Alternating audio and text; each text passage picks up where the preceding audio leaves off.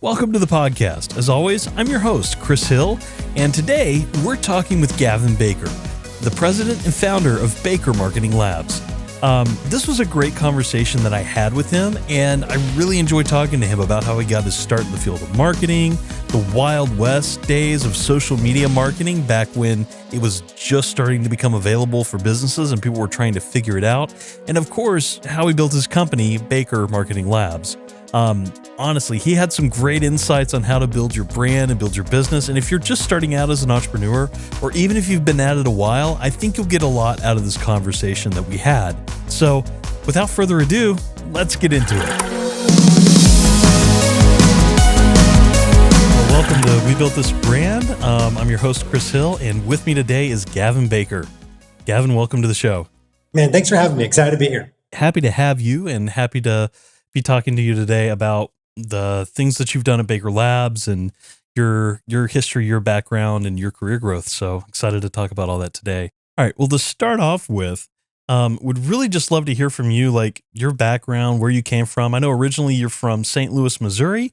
How did you get to Knoxville?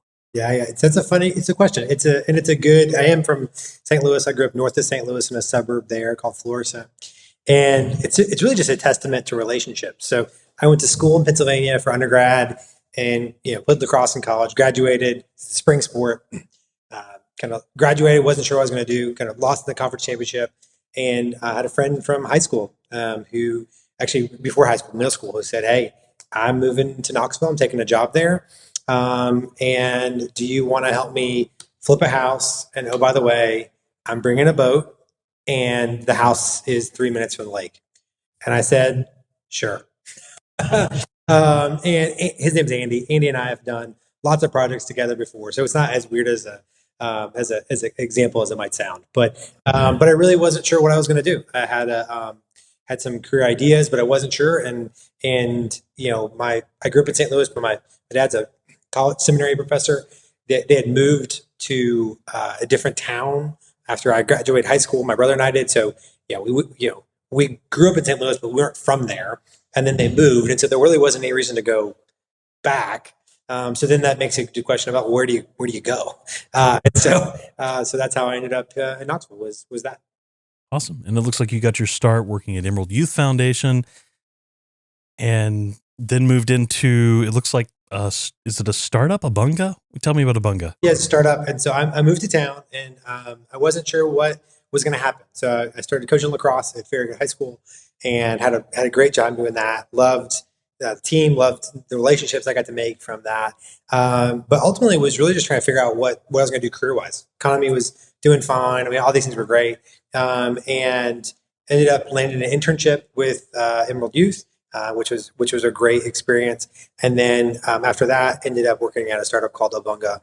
And Abunga was a e-commerce bookstore. We sell books online. And the idea was we're going to do it in a way that is safe for families. And it was a fantastic learning experience. And honestly, I got to do some things there that I still look back and think that was silly. In the sense of we were almost a results only work environment. We had an office, but it's a very small team. I got a lot of freedoms and autonomy and responsibility there. I mean, just as a quick story, I remember eventually, kind of fast forward, I started in marketing. Some things happened inside the company. Ended up being asked to run the company, and so I'm completely underqualified. I mean, not even underqualified, like zero qualification, like negative qualification. You had a bachelor's degree in business, though. I had a bachelor's degree in business. Yeah. I know how to read, and I like books. And that was, and that's where we landed. And so, and I remember sitting outside in the afternoon, and this is like 2007, 2008, right? Like no one's working outside in 2007, 2008. And I'm getting off this phone call with another book retailer that we're talking about basically a partnership with. And I remember getting off the call with the CEO of that phone call and thinking, does he know that I'm 23? Like, does he know that? Like, I don't know. He didn't act like he knew I was 23. And then the second time was like, how cool is this? I'm sitting here, on my BlackBerry when no one, wasn't really a normal thing to have a BlackBerry. Like I said these cool things, but I got to learn a lot. I mean, ultimately it was a baptism by fire in lots of ways, but we spent a lot of money. We did a lot of neat things, and money isn't always the measure there, but spending a lot of money enabled us and me to see some things.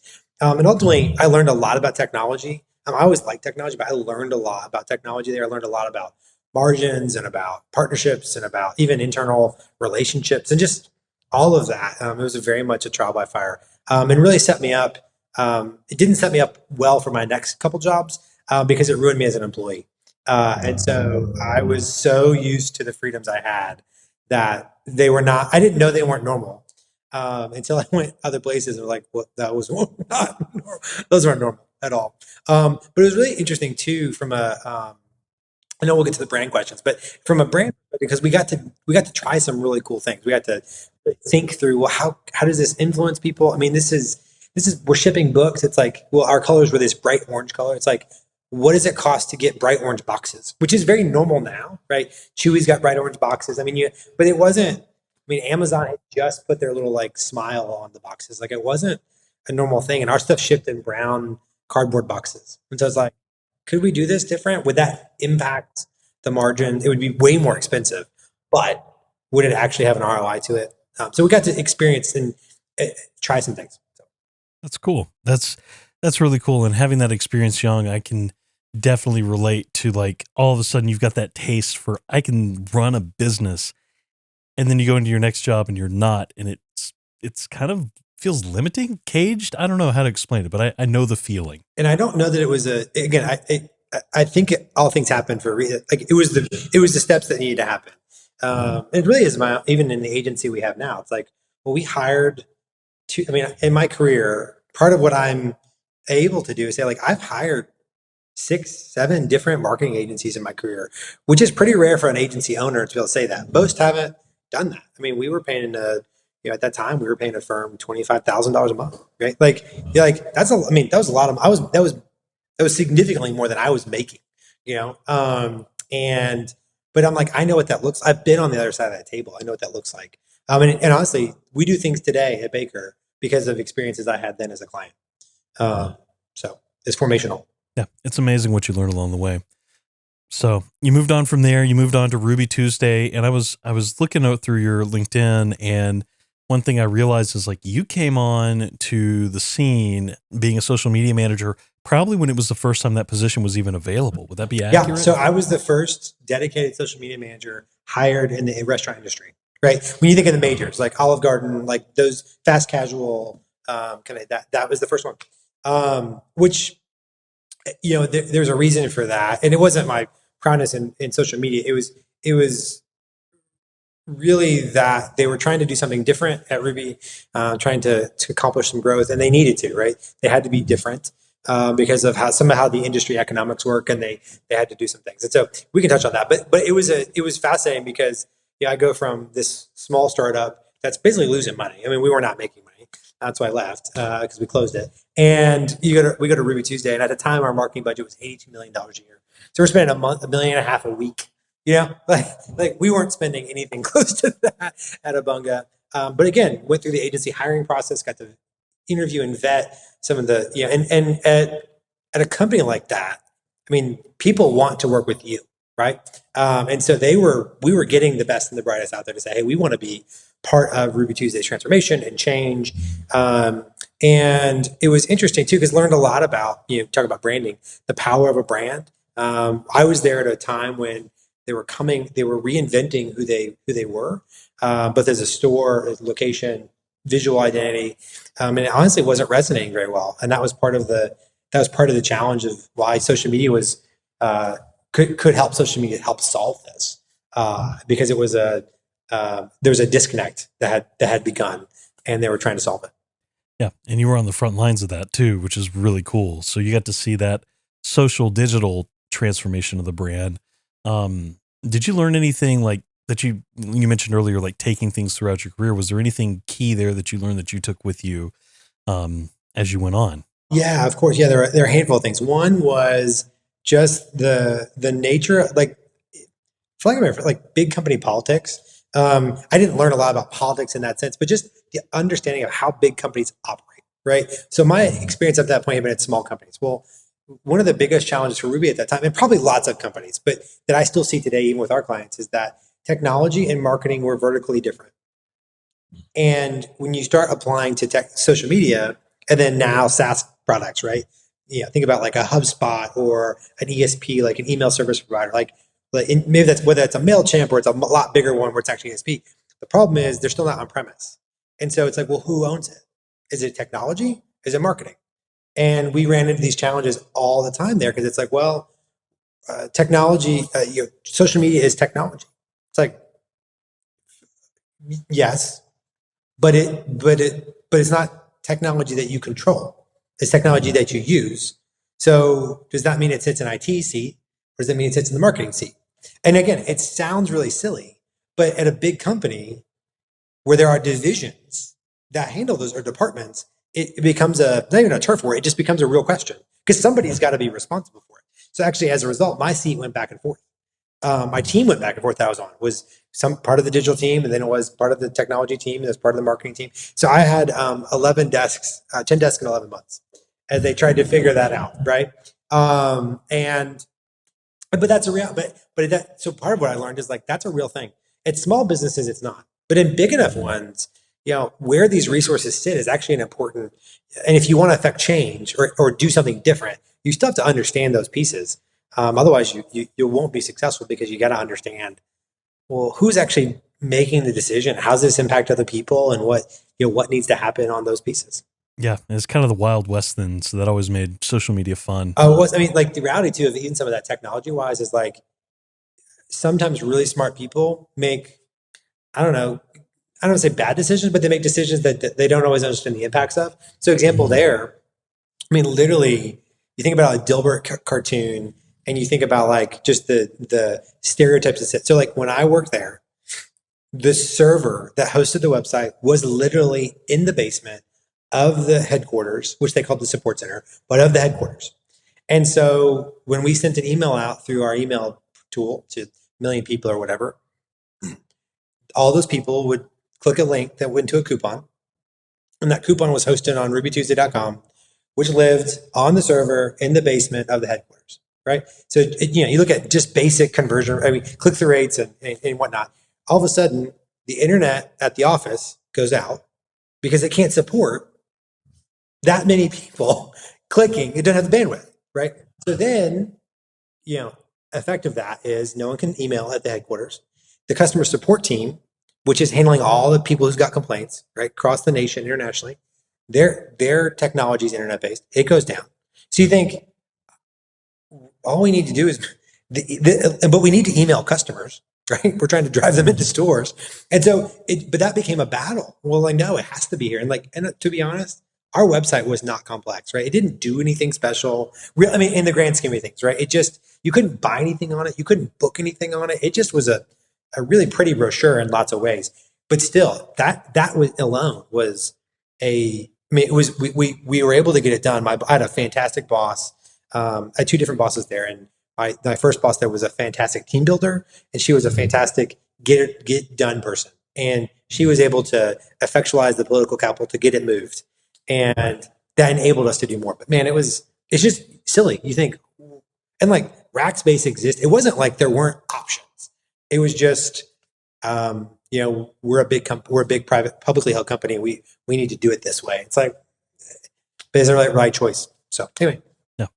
No, that makes total sense. And having been literally in the telecom industry as you're at Ruby Tuesday, that's where I was at the time. And you may remember that because we met a few years later and had conversations about all that. But yeah, I remember seeing that technology come up and all those challenges. And it's crazy because a lot of that stuff's in the cloud today, and you would never think about, we're hosting a website on a server at our office. You would never think. What? That's even like Abunga. Abunga, what we spent, I don't know the total amount we spent, but millions probably. But where millions were spent on today, you could literally go to Shopify.com and say sign up, and have better than we had, right? You could have reminder emails and abandoned cart emails, and integrations with shipping and billing. I mean, all this stuff. We had to build all that. So, I mean, like, and when I say we, the development team, I had nothing, but like, still, like, it's amazing what just the technology progress can enable that you wouldn't know otherwise. Yeah. And so you went on from there, and you moved over to Moxley Carmichael. And I think that's when I like to say, like, you kind of came into your own a little bit more. Like, that's when you started teaching at UT. That's when you started doing some other, like, thought leadership stuff, public speaking. At least that's when I started to notice it. Yeah. So I've been doing public speaking. My first public speaking gig was actually when I was at Ruby Tuesday, which was actually a really great opportunity because everyone wants somebody from a company like that. Like, actually was talking to someone recently who was leaving a company. I just said, hey, if you like doing that kind of stuff, that is something that may not come to you as much, because at the end of the day, they're really getting that because my experience was, I thought they were trying to get me. What they're really trying to get was the logo, right? They wanted the logo to put on the website or include. And that turned out to be true for that individual as well, right? Their speaking went down. But for me, I was able to speak at some national conferences when I was at Ruby and talk about social media, talk about what you're doing. And then that then translated when I went to Moxley. I was probably speaking through them, either on the news or on the radio or at a local chamber or at, some version of that, PRSRA, AMA, something like that, almost probably twice a month, which was really effective. I mean, it was very helpful to me as an adult, just learning to be in front of people and do those presentations and prepare the presentations. And then I think it also helped build up a lot of my, just knowledge here locally, right? I mean, I don't know that I feel like I knew a decent number of people through some of the things I'd done, but that really helped, I think, probably lay a lot more groundwork and seed work than I probably even appreciate at the time. And again, like, that's when I think I really first heard your name. So that's why it sticks in my head that, like, oh, that's when okay, but that's cool. I mean, yeah, I was there almost, I think 2 years to the day almost. And like, that was I spoke, a big chunk of my time was spent speaking at nonprofits and for-profits and classes and business groups and, all the little civic, not even little, but just the civic groups that exist to, the hospitality groups and just, all of these things, and just kind of bring in the, what is social media and how does it work and how can it affect you, whatever the topic was, but it typically was around digital marketing or social media. So you move on from Moxley, you end up, you starting your own business, right? Greenlight? Yeah. So I really started Baker Labs at the time first. So yeah, so I started Baker Labs, which really was just a consultancy. It was just being a freelancer-ish kind of thing. It was just me. And which I couldn't have done without my other experiences, right? It all stacks together. So having, been at Abunga, having been at Moxley, been at RT and then been at Moxley, those things all kind of coalesce together. Say, okay, great. This is what I would want an agency to be like. This is what I would want if I was a customer. This is what I want my marketing to be like. This is the pieces. And part of being at Abunga really gave me a technical underpinning. Like, I really began to understand how all the pieces work together. So like, I wasn't coding. I wasn't doing any of that, but I was learning to understand how they all came together, right? This intersection of, this impacts that. And then I was able to take that as I went forward and roll. And in a marketing capacity, being able to really understand those things was actually pretty valuable. Because then when I was able to get to doing my own thing, I was applying technology in some ways, and again, not complicated technology by any stretch, but even just that understanding of, like, you can embed a tweet this way, like, which sounds really silly, but to a lot of people, they didn't even know that was possible or understand that. And so, started Baker, got some clients and got it rolling, and was like many things, it's not impossible to get going as a freelancer. Without, you only need so many clients, right? Because they all pay you enough and it's fine. Getting into becoming an agency became more complicated. One of the things that I wanted to do was have a productized business. And so I thought, okay, great. What can I do? At the time I was spending Monday mornings or Mondays as my strategy day. I was like, okay, what is something that I can build from the thing we're doing that doesn't require my time? And we're not just selling time. Now, we never did hourly billing. So going back to the thing I learned from Abunga.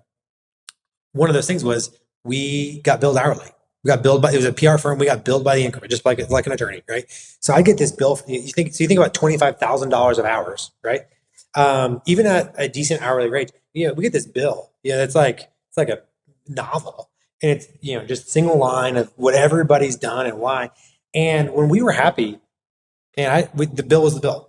And then as soon as we stop getting results, we're looking at that bill and saying, wait a second, why do we spend $3,400 on document preparation?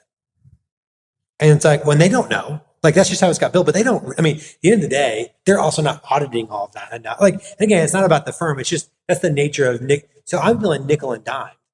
And honestly, we did a similar thing at Moxley. They were very, very clear on like billing by hour, by increment. And as a customer, I think you feel nickel and dime. You're like, I wanted you to do the thing, but I didn't want to know it was going to cost an extra, or you said yes to it.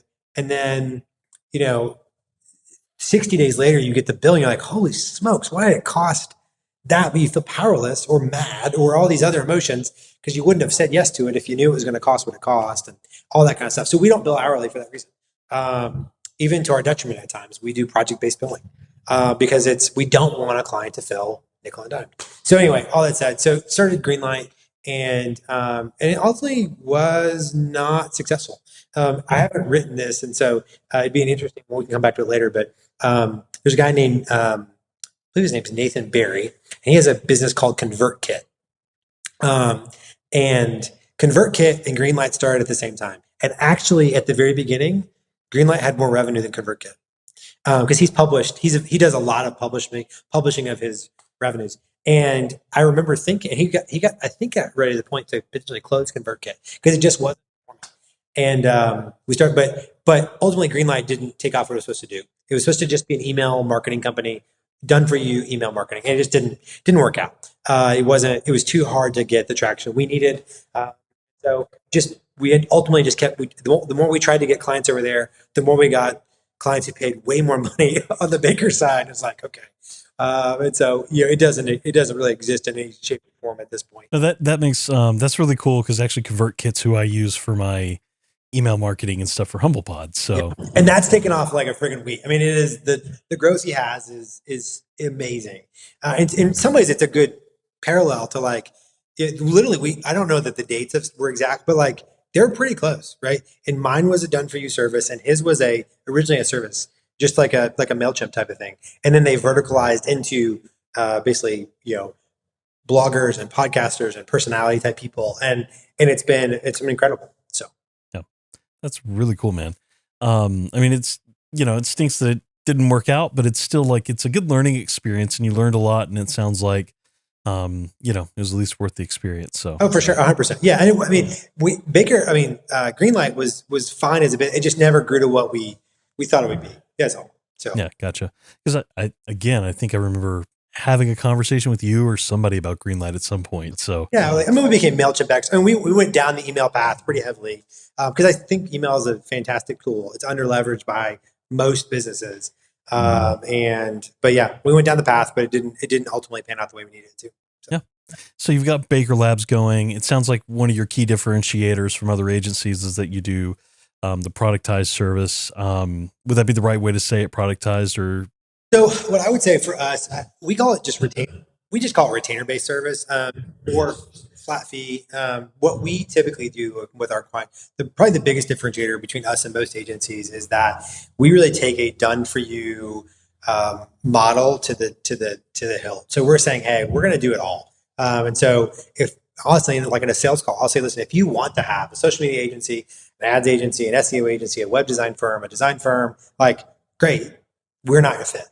Because we can do all those things and more, but what we found is that when we play a spoke of the wheel, we're not as effective because we're just used to having all the spokes, and it just doesn't. We've got too many questions about the whys and the whats and the hows, and it becomes ineffective. So most people, the right people, say, man, that's what I need. I want one point of contact. I want one person who I know is going to be for me. Thinking about my business, thinking about the work we're doing, and not trying to navigate. I got to make sure I tell this person this and this person that, And so that's where we tend to win. And so we look at it and say, hey, 1+1+1 there equals 5, right? Instead of being 3, it's 5 because you're powering it all together. And we have the flexibility to say, well, let's swap a resource from here to there. Let's go from, let's put more in ad spend versus this over here. Or let's this is working on social, so how can we apply the same idea to SEO or something like that? We're all together versus it being separated. The other piece of that too is most of our clients, they come to us when they know they need to accomplish something, but they don't know how to do it. And so our phrase tends to be, we help you unlock the growth you deserve. And we normally say like, hey, most of the clients are saying, hey, I know we can grow, but I just don't. We tried 10 things and none of them worked. And we need somebody that can help us figure out what that path looks like. And that's where we're able to apply our knowledge and our skills for that thing to happen. That's great. So why the name Baker Labs? Baker, I can gather pretty easily, but why labs? Yeah, honestly, so it goes back to some of the question we were talking in the pre-show about just like, how do you say it? What's it look like?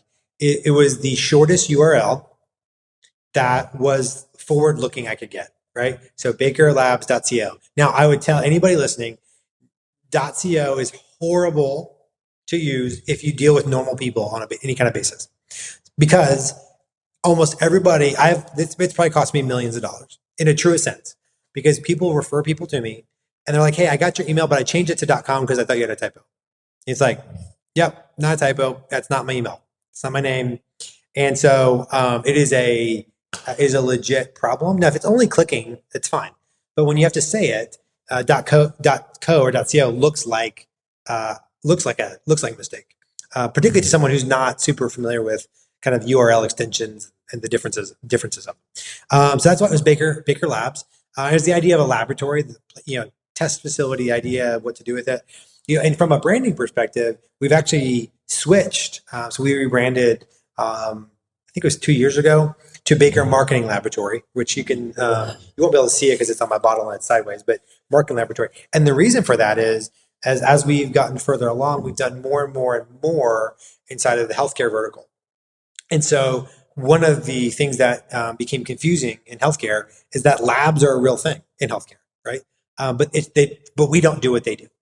So and so it became what was a differentiator at some point became a confusion point, right? I'm like, well, you're a lab. What kind of lab are you? It's like, because you've got almost every medical facility has labs of some kind, and we were kind of being I don't know if lumped is the right word, but and so it became, okay, great. At the same time, our clients were just referring to us as Baker, right? Which on a personal level was a little funny if I'm on a call. It's like, Baker's going to do this and Baker's going to do that. But our team kind of leaned in. They didn't seem to care. And so I was like, well, if they're going to call us Baker, let's not try to push it. So, and then we kept Marketing Laboratory so we could still have labs would potentially make sense. But that's where, and that would get marketing in. So that's why the name is that now, was to help facilitate those two things. Yeah. It seemed, to have that positioning too of like, I've always loved that about your brand is that you do talk about the laboratory. The words all mixed up. Labs. Yeah. Laboratory, as we say in the South, I guess. But Baker Labs, I've always liked that about you guys, that you have the thought to say, this is really our target audience within the name of your business. And I think that's been a really cool feature of your branding. So that's neat. When you rebranded, this is a kind of a random question, but like, has your color palette always been the same, or did you change the colors too? Because I've noticed color change. Yeah, we changed everything. So we changed the visual identity of the brand itself. We changed the color of that as well, and then the name. So, and really, I think that's an interesting, like a lot of times when you think about branding, so I teach a class on brand management at Haslam, at UT's School of Business. And a lot of the students there, depending on where they come out discipline-wise, they think of branding or even brand management as just the identity, right? Just the color, just the logo. What's that mean? And the reality is that it's far broader than that, right? Like the brand is not just the color; it's the feeling you get, it's the experience you have, it's the who they are kind of side of things, and maybe even how it activates with you, right? We talk about brand promises, and it's like the biggest threat of a brand promise is that brand promises don't live inside of the organization who makes it; they live in how the consumer receives it. Right. And so anyway, so we changed everything. Yeah. So we switched. This is actually probably easiest to see. So that's my iPad's case. So we switched to a B and an L with this color that we called electric mint. And it's kind of this like really bright aqua color. We changed the visual identity for a couple of reasons. One was honestly this. I wanted something that could go on a hat or go on a shirt because our old logo just functionally was long and wide. And so it made it hard to put on stuff. And so versus like being able to put this on a this side on a vest or on a Yeti, and we wanted to do those things, right? We were actually just on an onboarding call today with a client. It's part of our onboarding. We send an onboarding package which we've got hats and Yetis and shirts and stickers and notebooks, and we send that as part of the onboarding. And she gets on the call, first time it's ever seen, she's got the hat on. She's like, I'm ready, let's go. And it was just such a cool experience. She's wearing this like teal aqua hat that's ours. But that was part of it was how do we get a logo and a visual identity that's more aligned with who our target customer would find valuable. We weren't getting negative feedback about what we had. Actually, a lot of people liked it. It just was, I wasn't proud of it, right? I knew it had been kind of created on a shoestring just to get it done. And I was like, we need something that's actually more professional and is more representative of the work we do. And the reality is by that time we had probably rebranded, I don't know, 30, 40, 50. I mean, we had done the work ourselves plenty of times. We just had never done it for ourselves. And so, which is actually the hardest work to do, right? It's hard to do it for yourself. And so that's why we changed everything at that time and went to the bright green, which has been its own challenge, like learning, right? We picked a great color. The challenge is it doesn't exist when you're trying to buy swag. There's a choice we made that was a little bit, I don't know if it's poor, but if you were to part of branding is consistency. If you were to look at our swag, all the blacks are the same, but all the kind of the electric mints are different because Yeti has a color that's close, right? A t-shirt company has a color that's close. You can get it if you can specify it, but fairly often you can't specify those things with the scale we're at. So I feel your pain when it comes to branding and colors. So which is so on a personal level, it annoys me because if you were to spread all our swag out on the table, it's all going to be a little bit different. Some's going to be the color of my shirt. Some's going to be here. And, it's like, again, it is what it is. There's, I don't know that our customers or our clients or most people we talk to are really thinking about it. People listening to this podcast may think about it and notice it, but it's not as normal. But I do think something that most people recognize, the feedback we get from our stuff is, because I do think part of a brand, right, is more than just the color, right? It's about what it stands for. It's the values behind it. So like one of our values is craftsmanship. We also want to be seen as authoritative and strategic, right? And so, for example, when we sent out when we rebranded, we sent out to all our clients like a welcome bag box, kind of announcing it. And the feedback I got from most of them was, man, I was really excited to see that this is a water bottle we have, but I was really excited to see that you guys had Yetis, right? I think that just makes a powerful statement about how much you care about your work, that you give out Yetis, not give out Arctics or Ozark Trails or, some other kind of we're aligning with the Yeti brand versus just picking an unnamed, cup, whatever those things are, tumbler, right? They probably work relatively the same, but the impact it had was because we were investing in the more expensive choice. They felt like we were aligned with a kind of a more valuable decision, which is kind of silly sometimes, but it's still, pricing's branding. And so that pricing piece, the value of what that Yeti cost, they knew, and they felt more kind of seen in that process. So that's why we use it today, actually. Yeah, that's a good point. I mean, people don't always think about the price involved in something, but it shows in, like, if you're giving that to someone, it's going to feel more personal if you do something that's expensive versus just something just to do it. Yeah. I got a charcuterie board from a client recently just as a thank you for working with them, and it came from a very specific deli in Portland, Oregon, as opposed to just like, whatever the run of the mill charcuterie stuff comes from that people get all the sausage and stuff. So yeah, really meant a lot when it comes like that. So yeah, it has an impact on the people that you work with and your clients, and yeah, that really matters. So how does branding, how do you approach branding with Baker Marketing Labs? So are you actually going out and, like, I guess you're helping clients with their branding as well. So like, do you have an approach to that? Tell me about how you do that. Yeah. So with most of our clients, we believe, so this is we have this, it's hard to see on here, but we have these fish, right? They're kind of like the Patagonia fish. And we believe that, going back to what our clients, they're looking for this semi-elusive thing, right? They want growth and they know it's possible, but they don't know how to get there. We started to think about that and riff on it and realized that's a lot like a mythology flying fish, right? This idea that if you think back to sailors and Portuguese sailors kind of conquering the world, right? They came back and told people that fish fly. They're like, no, they don't. And they also told them like the world's not flat. They're like, yes, it is, right? So there's but the reality is that fish do fly. But the way they fly is not the same as the way birds fly. So the way fish fly is they go down deep, and then as they get deep, they accelerate out and they spread their wings. And that going down deep and then flying out, which is what this kind of envisions, right? They go down deep and then they fly out. And we want to do the same thing with our clients and help them do that. So when we start with a strategic marketing plan. We go deep with them to figure out what needs to happen.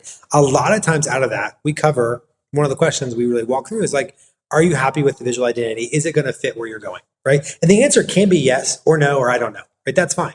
There's no wrong answer to it. But a lot of times that's what starts the question is like, well, we're going to make these investments in marketing. Should we be making these investments on the visual side of things, right? Or the naming side of things? And because oftentimes what ends up happening is, Chris, they look ahead and they say, okay, in a year from now, our revenue is going to be this, our customers are going to be that. Does this logo that we created 10 years ago still match who we're going to be? And if it's not, that's where we need to then begin to go through the process of changing visual identities or changing names or whatever it be to do that. Sometimes that's also tied into brand core values. And we've got a client right now we're doing some core value work with because they don't have that showcased anywhere. They have them intuitively, but they haven't gone through and said, okay, these are our core values that we want to be known for and we want to experience. And every company has different core values because they're all different. We're all different. So in our world, we walk them through that, and then that becomes the process of saying, okay, great, is the and at the end of the day too, I think one of the mistakes that a lot of companies make is they don't think about their customer. So like, well, what does your customer really need, right? Who are they? What do they need to expect, right? So do they expect it to be a certain color or a certain size or a certain type font? Like, what does it mean to them? Because at the end of the day, brands do become attached to that way. So the process we walk through is a little bit more than just the visual. It's also, okay, how do these other pieces happen? And then we go through, okay, well, how do we represent them, right? So if we do a brand audit for most of our clients as they onboard, they've got, 30 different colors and fonts and choices and, from their shirts, their hats, to their print materials, to their logos on the websites, to if they have vehicles. I mean, all that stuff is just a mishmash of inconsistencies. And one of our points would be that should all be consistent, right? You're saying something, right? So, I mean, think of it. If one of your core values is intentionality or precision, right? And the guy getting in the car or the woman getting in the truck has a hat on that doesn't match their shirt name or color, which then doesn't match the truck, which doesn't then match the invoice. Does that line up with precision? Like, probably not. Does everybody notice that? No. But do some? Yes. And so that's where I think sometimes a third party like us or any third party could say, hey, you're not, let's go through and make sure all these things align. And you can make a decision at that point if you want to fix all of them. Because the reality is, particularly when you talk about branding and rollout of all that gets pretty expensive, right? Signage. I mean, that's why, even when I was at Ruby Tuesday, they had rebranded before I got there, and there's still lots of stores that had the squirrel tail, right? Just like because the cost of that signage is pricey. Yeah, I think the brand consistency thing is really important. I mean, I notice it all the time, but I'm also in this space, in this sphere. I think about my own business, my own brand as we're doing things, and even this podcast, like how we brand the podcast and how we make sure that colors and fonts and things are specific. But yeah, it has a subconscious level of influence on people's decision-making habits, and I think that it's really important. So That's really cool that you approach it like that, and you help your customers with that. So thinking on your experience, your professional experience, and everything that you've done, what is some advice you'd have to other people that are starting a business and maybe thinking about their brand for the first time? I think where people naturally start when they think about brand is they think of colors and logo. Um, and the reality is that the brand is far more intrinsic to just that, right? It's about what do you stand for. Yeah, I think it's the Hamilton quote, right? If you what does he say in Hamilton? If you stand for nothing, what do you fall? What will you fall for, or something like that? Anyway, it's Hamilton to Burr, but the point is, what we stand for is actually more important probably than just what it looks like, right? So the ability to visually recognize a logo is value, but I think there's also a piece of that of saying, well, who do we want to be, or what do we want people to perceive us as, right? And then if we create those standards, then we can evaluate where we don't align with that, right? And so, like for example, for us, we want to be seen as customer centric. We want to be, when we're working with someone, customer centric. We want them to understand that we care about who they are and what's going on in their world. From an external perspective, we want them, others to view us as like strategic, not just implementers. The reality is a good chunk of our work is implementation, right? Is doing the tactical day in, day out work of marketing, of writing copy, of running ads, of evaluating the performance of those. Like that's part of our job. But we don't want to just sit at that layer, right? We want to be higher than that. And I think where most people maybe don't think about is where do those things fit, right? And then how do those little pieces tie together with all of that? How does someone perceive getting something, right? We had a client once who they used to have a weekly meeting with their clients, their customers, and they presented everything in a embossed leather bound journal, and it was expensive, but these people were spending millions of dollars. And he's like, I want them to understand that we recognize that they're spending a lot, right?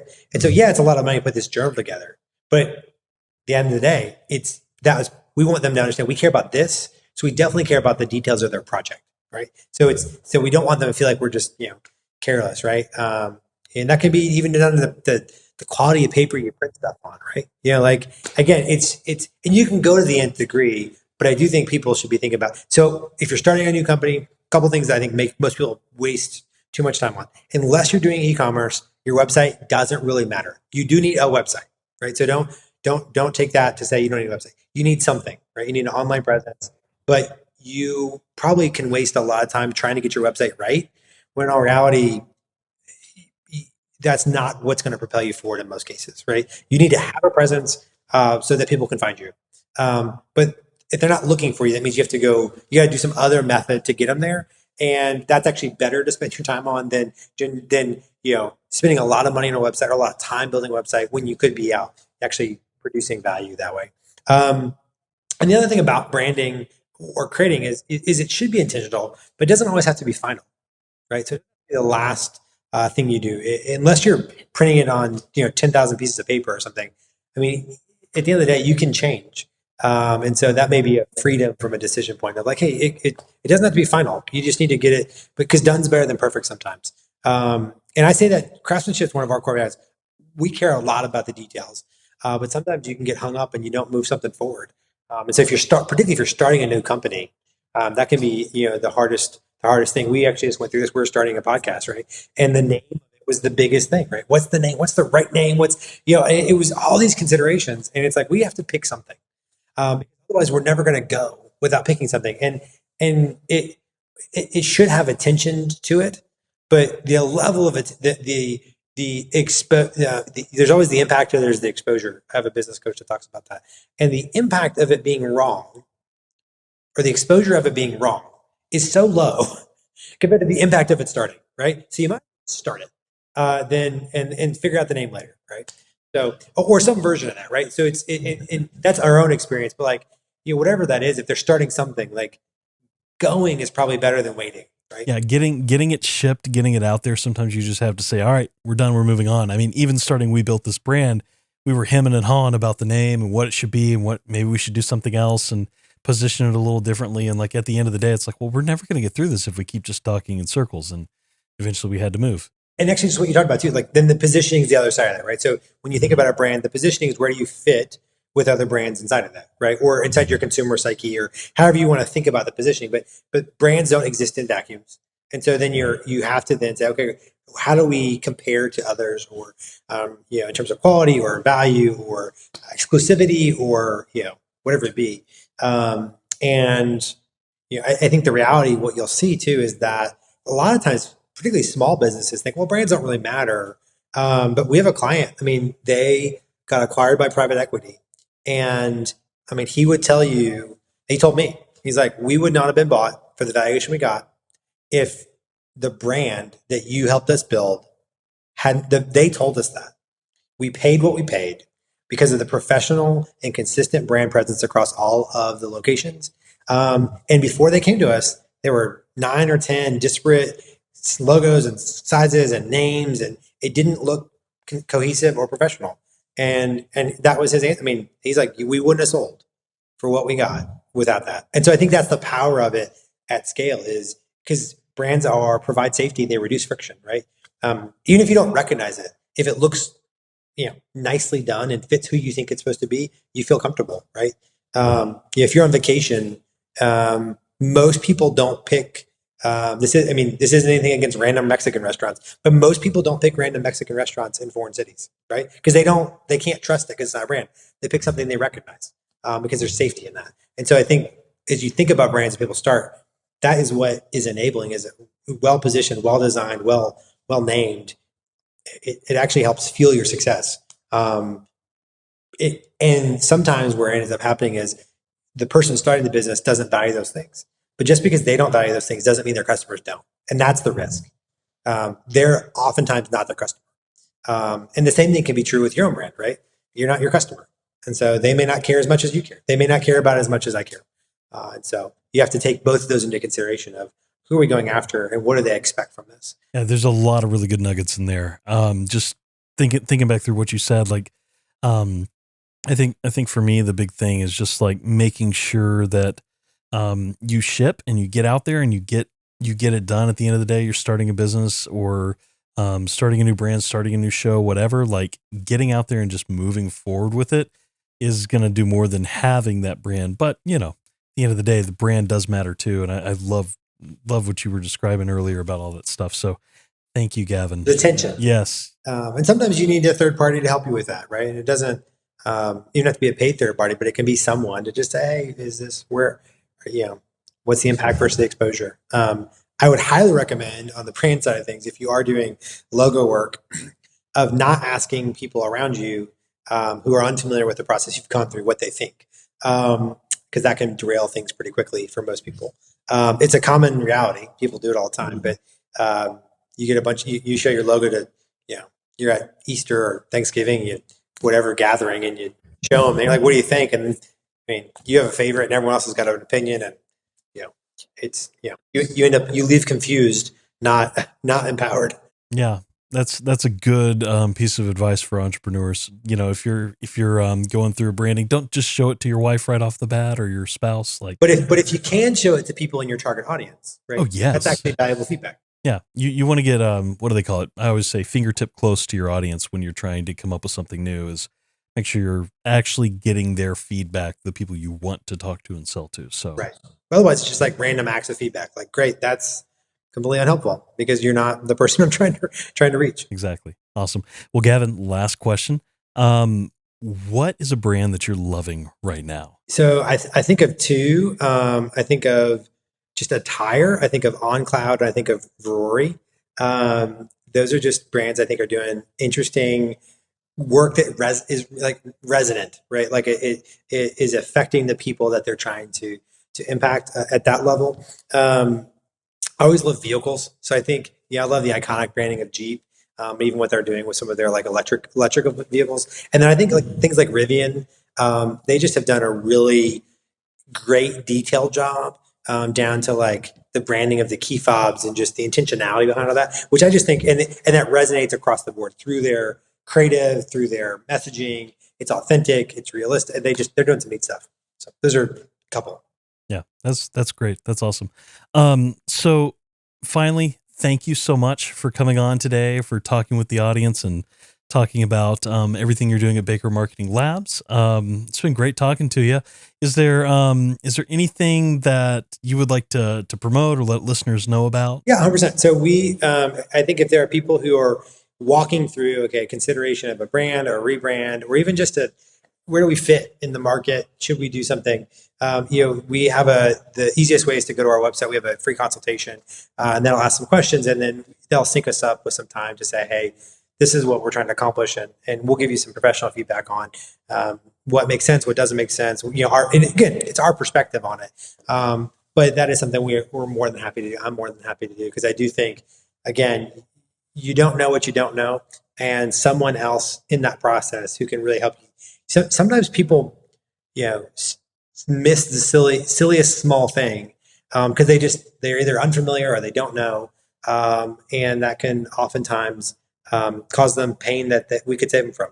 And so, if that's you're like, man, I need some help. We'd love to talk about that and guide you down the path of what you could expect or what you should do.